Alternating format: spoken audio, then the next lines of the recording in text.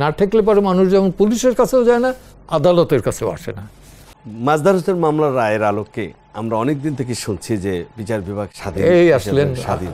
Sir আমি এই কথাটা একটু বলতে চাই। এটা স্বাধীন মাজদার হোসেন আমরা না, এখন পর্যন্ত সে মামলা পেন্ডিং অ্যাপেলেট ডিভিশনে। এটার ভবিষ্যৎ কি স্যার? এটার ভবিষ্যৎ এখন সরকারের উপর। এগুলো তো হচ্ছে যে আদালত চলে নিরপেক্ষভাবে না, সরকারের মর্জির উপর।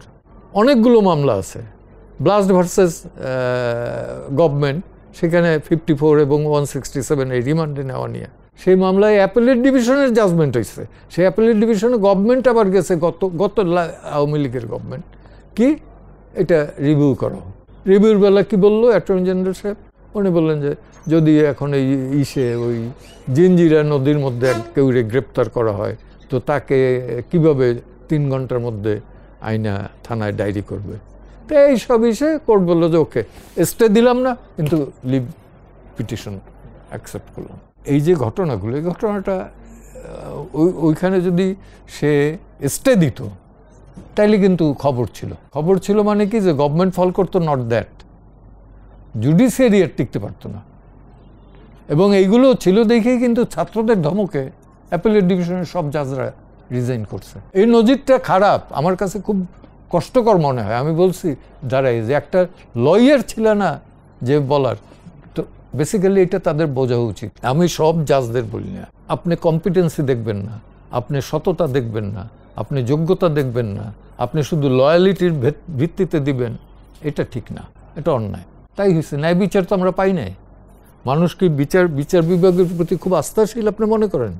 আপনি আস্থাশীল? আপনারই আমি জিজ্ঞেস করি, আদৌ আপনি আস্থাশীল? না ঠেকলে পরে মানুষ যেমন পুলিশের কাছেও যায় না, আদালতের কাছেও আসে না। তো তার মানে কি? আস্থাটা নাই। এই আস্থাটা তাদের সৃষ্টি করতে হবে, এই আদালতের, উচ্চ আদালতের সৃষ্টি করতে হবে। আজকেও আমি বলি যে উচ্চ আদালত যদি এই মাজদার হোসেন মামলা বাস্তবায়ন না করেন তাহলে তারাও সাফার করবেন। মানুষ কিন্তু দিনে দিনে এক্সট্রিম পর্যায়ে যাচ্ছে। 15 বছর আগে চিন্তা করতে পারেন না যে গণভবনে পাবলিক ঢুকবে। এখন আমরা চিন্তা করতে পারি না যে বঙ্গভবনে পাবলিক ঢুকবে। ভবিষ্যতে কিন্তু এই 90-এর আন্দোলনে কিন্তু জনগণ ক্যান্টনমেন্টে ঢোকা শুরু করছিল। তো বাঙালি এমন একটা জাত, যদি একবার ডিসিশন নেয় তাহলে ওটা এক্সিকিউট করে ছাড়বে, চূড়ান্ত অবস্থা দেখে ছাড়বে। স্যার, আপনার কাছে একটা বিষয় জানতে চাই। আপনি একসময় আওয়ামী লীগের রাজনীতির সঙ্গে যুক্ত ছিলেন, রাজনীতির জন্য আপনি জেলও খেটেছেন। দলটির সঙ্গে এখন আপনার সম্পর্কে কি অবস্থা?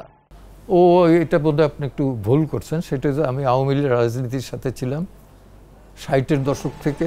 জি স্যার, সেটা 72 পর্যন্ত। 72 পর কিন্তু আমি জাসদ করতাম। জেল খাটি যখন, তখন আমি 75-এর পর, এবং 80-র পর থেকে আমি কোনো দল করি না, কোনো রাজনৈতিক দলের সাথে আমার সম্পৃক্ততা নাই। বাট আমি কিন্তু ব্যক্তিগত বিশ্বাস করি সমতায়। এটা আমার ব্যক্তিগত বিশ্বাস, যদিও এটা সবাই বলে যে হাতের 5 আঙ্গুল সমান হয় না, কিন্তু কোন আঙ্গুলটা বাদ দিয়ে আপনার কাজে লাগবে। হ্যাঁ, এবং বেসিক্যালি এই থিওরিটা হচ্ছে যে সমান হয় না, মানুষ কোন দিন হয় না। আপনি দেখেন আমাদের যেই পাহাড় অঞ্চল, পার্বত্য চট্টগ্রাম, এইখানে জম চাষ করে, সবাই চাষ করে, কিন্তু কেউ বলতে পারবে না যে এইটা আমার।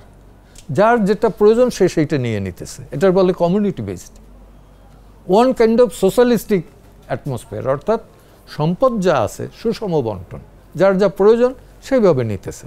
কেউ ওইখানে বাধা দেয় না, এই তুই আজকে কুমড়াটা নিস কেন?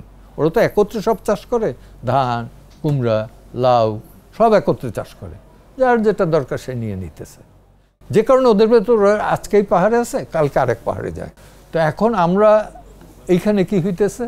এখানে হইতেছে যে উল্টাটা, কেউ খায়, কেউ খাইতে পারে না, কেউ 10টা ব্যাংক লুট করেও পেট ভরে না। আওয়ামী লীগের কথাই বলি যে আওয়ামী লীগের রাজনীতির সাথে দল আমি কোনদিন করি নাই, কিন্তু একজন ফ্রিডম ফাইটার হিসেবে তো কিছুটা দুর্বলতা থাকবেই।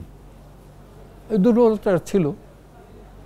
হ্যাঁ, আমার ভোট আমি কাস্ট করছি। আমি কখনোই বলি নাই, আমার যারা জুনিয়র আছে আমি তাদের বলছি যে সুপ্রিম কোর্টের বেলাও, যে যাকে চেনো না তাকে ভোট দিও না।